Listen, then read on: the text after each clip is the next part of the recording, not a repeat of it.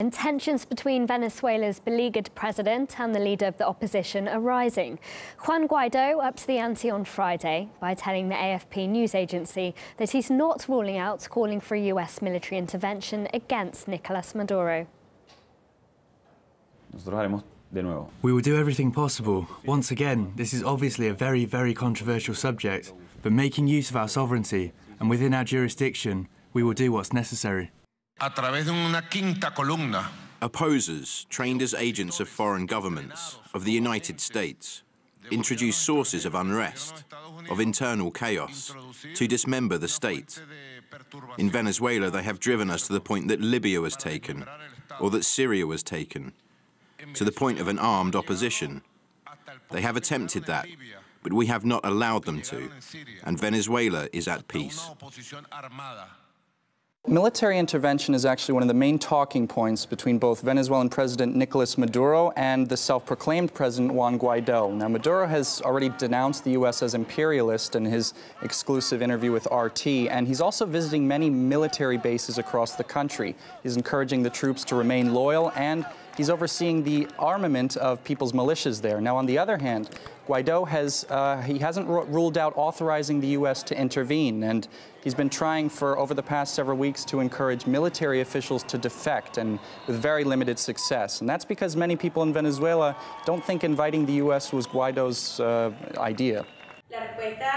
Washington believes Maduro must go. Its reaction stems from its perverted doctrine on overthrowing regimes and democratic systems that don't like having their arms twisted. The humanitarian aid is a big lie. It's the worst possible diagnosis of the situation we've seen. There is no humanitarian crisis.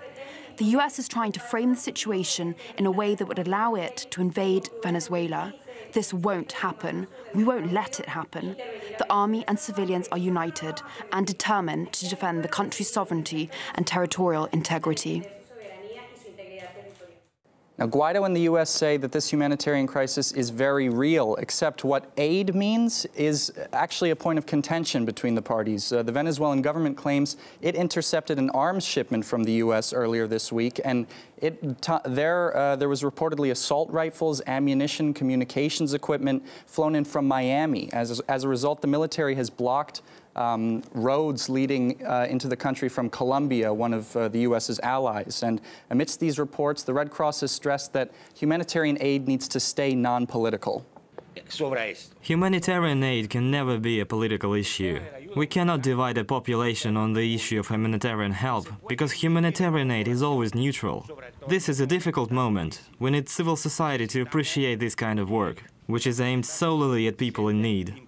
Yeah, well, the lines were drawn starting several weeks ago when Guaido announced his claim to the presidency. The Washington-based Organization of American States immediately supported Guaido and followed in the U.S.'s footsteps. But countries like Russia, China, Mexico, Cuba, they quickly reacted in support of Maduro's government. Now, most EU countries also decided to back Guaido after Maduro refused their ultimatum to hold another presidential election. And U.S. National Security Advisor John Bolton called on these pro-Maduro governments to switch sides. Doubling down on a bad doesn't make it a good bad. There is still time for Russia and others to join the community of responsible nations in recognizing Guaido, the National Assembly, and the path to freedom and prosperity in Venezuela. Now, although no one has yet to take Bolton's advice, the situation is definitely getting more tense, and any changes in international allegiances are certainly going to influence the domestic situation there. Venezuela-based journalist Paul Dobson believes that if Juan Guaido were to ask for a US military intervention, it would lead to disaster. I think it's a very foolish move by Juan Guaido. Juan Guaido, if he has any chance of achieving his political objective of ousting the elected government, he is going to need popular support here in Venezuela. He will not be able to do this just on the back of a US foreign military intervention. This is a lesson which has been learned from Syria, from Iraq, and from numerous other cases of US military interventions over the last 20 years. Juan Guaido is very definitely alienating a very significant chunk of those who back him. Who, at the end of the day, are patriotics and do not wish to see the country ruled by Washington. He would be wise to distance himself from these sorts of links if he wishes to actually further his popular support here in Venezuela. The International Monetary Fund said on Thursday that it's holding talks with member states on whether to recognise Guaido as Venezuelan president. It follows reports that the self-proclaimed leader was considering asking the global financial body for a bailout. A spokesperson for the IMF said a consensus must be reached before any loans can be issued to the country. Countries are still establishing their position in terms of recognition, so that process is ongoing. So as I said, we're watching that closely. The IMF has 189 members and is supposed to help ensure financial stability and promote sustainable economic growth and poverty reduction. One key function is to provide bailouts to indebted and recession-hit countries in exchange for structural reforms. In light of events in Venezuela, WikiLeaks recently drew attention to a document it published in 2008, which it calls a US coup manual. It details Washington's use of global financial institutions like the IMF and the World Bank to advance its agenda and wage unconventional warfare against its rivals.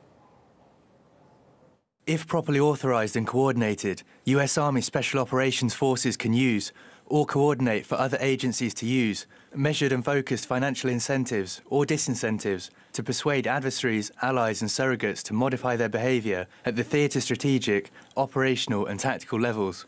Such application of financial power must be part of a circumspect, integrated and consistent unconventional warfare plan. Wall Street analyst Michael Hudson thinks there's nothing new in the US pushing its interests through international financial institutions. The World Bank has always been run by the U.S. military, from McNamara to all of the subsequent people. And the IMF functions basically as a little office out of the Pentagon basement. The WikiLeaks thing only confirms what people have been saying for the last 50 years. Of course, the World Bank and the IMF are tools of the State Department for foreign policy.